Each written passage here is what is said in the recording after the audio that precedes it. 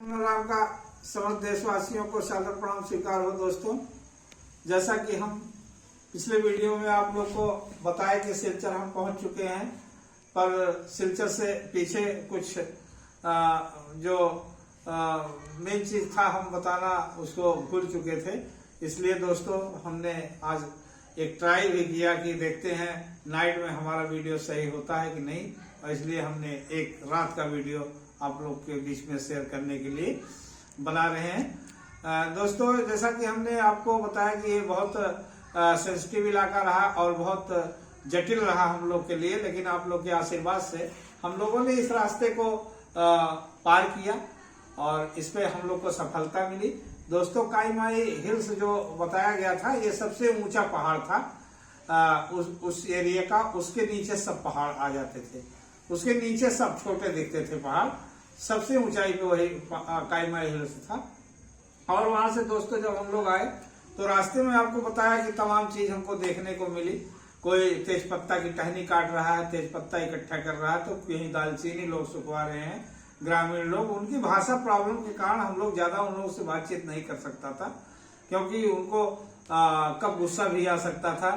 वो हम लोग को बताया गया था कि ज्यादा उनसे उलझना नहीं चाहिए, ज्यादा बातचीत ना करें, नहीं तो वो गलत भी समझ सकते थे। ऐसे हम लोगों ने दोस्तों आए मकरू ब्रिज पार होते हुए। मकरू नदी है और दोस्त नया कैफुंडा गांव, पुराना कैफुंडा विलेज गांव के व्यक्ति मिले। इवाचा काई मांग कुकी टैडबंग विलेज एक पड़ता है, लाइगा पोपी विलेज पड़ता है, पोपी विलेज पड़ता है, और आउटपोस्ट मणिपुर जिरीबाम। जिरीबाम आसाम एवं मणिपुर का बॉर्डर है दोस्तों, NH 53 पर है। जिरीबाम में बराक नदी है। इस पर जिरी घाट जो आसाम पड़ता है।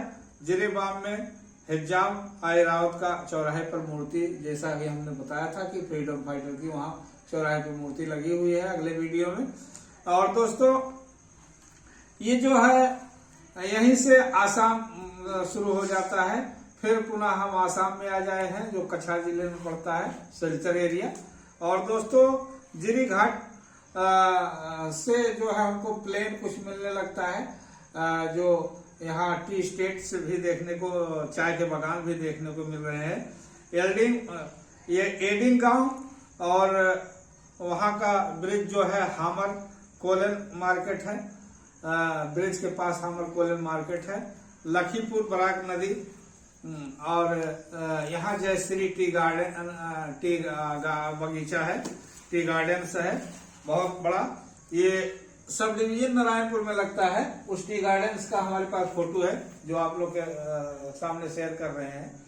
ये टी गार्डन्स में मैं खड़ा हूँ और ऊपर से ये पहाड़ काट करके जो रोड बनाई गई है, कुछ प्लेन्स इधर दिखे हैं ये दोस्तों। और ये नदी है जो आप लोग को दिख रही है, पहाड़ की नदी। ऐसे पानी दिखता है, बहुत कम रहता है। अपने यहाँ जैसे ढेर पानी रहता है नदियों में, ऐसा नहीं रहता यहाँ के नदियों में। और ये देखने को मिला।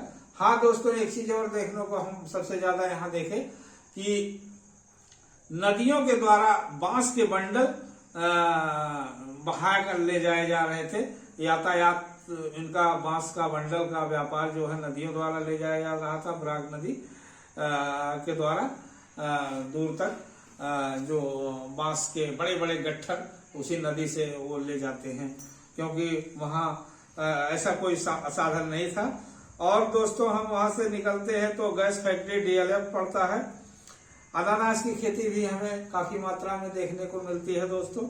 और हम जो है आपको बताया कि सिलचर में पहुंच चुके थे और हमको अंधेरा हो गया था, रात हो गया था। हम लोग वहां के DC ऑफिस को पूछते हुए पहुंचे, तो DC ऑफिस में वहां SDM साहब मौके पे आ रहे थे। तो वहां के गार्ड से हम लोगों बात कर रहे थे।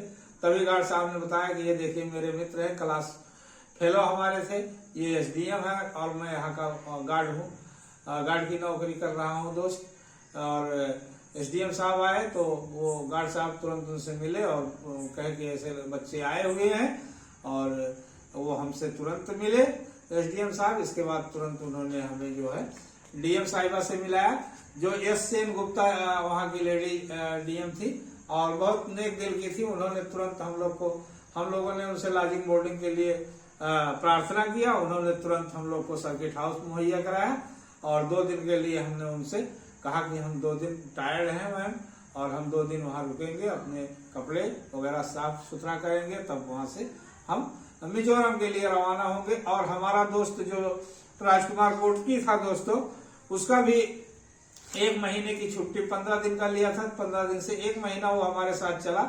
सिलचर में 1 महीना उसका पूरा हो गया तो वो अब घर जाने वाला था, जिसका घर आसाम के सोनीपुर डिस्ट्रिक्ट में जामुगुड़ी हाट में पड़ता था।